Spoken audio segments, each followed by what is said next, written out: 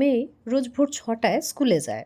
ভোরবেলা প্রতিদিনই মেয়ের বাহানা থাকে খাওয়া নিয়ে। ছোটবেলাতে মেরে ধরে খাওয়ানো যেত, কিন্তু এখন বড় হয়েছে, এখন মেরে ধরে খাওয়ানো অসম্ভব।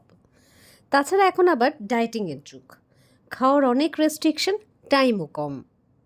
তাই রোজ খাওয়ার ঝামেলা থেকে মুক্তি পেতে বানিয়ে ফেললাম ওটসের লাড্ডু। খেতেও ভালো আর হেলদিও। হাতে নিয়ে খেতে খেতে মেয়ে সহজেই স্কুলে যেতে পারবে, আর বানানোটাও অনেক সহজ। ওটসগুলো শুকনো খোলায় হালকা রোস্ট করে গুঁড়ো করে নিতে হবে। তারপর তার মধ্যে ওয়ালনাট গুঁড়ো, খেজুর paste, chia seeds, peanut butter দিয়ে আটা মাখার মতো করে মেখে নিতে হবে। আরও অনেক ড্রাই ফ্রুটসই দেওয়া যায়, কিন্তু আমার বাড়িতে যা ছিল আমি তাই দিয়েই বানিয়েছি। নাড়ু পাকানোর মতো করে পাকিয়ে ফ্রিজে রেখে দিয়েছিলাম প্রায় ১ ঘন্টা। আমি আবার উপরে একটু কিশমিশও ছড়িয়ে রেখে দিয়েছিলাম।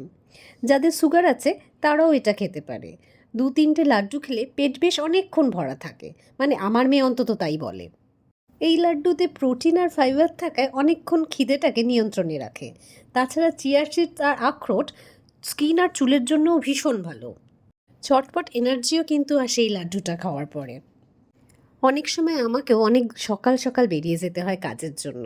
সেই সময় আমিও যদি ২-১টা খেয়ে নিই তাহলে মন্দ হয় না। তোমরাও একবার বানিয়ে দেখতে পারো, বেশ ভালোই লাগবে।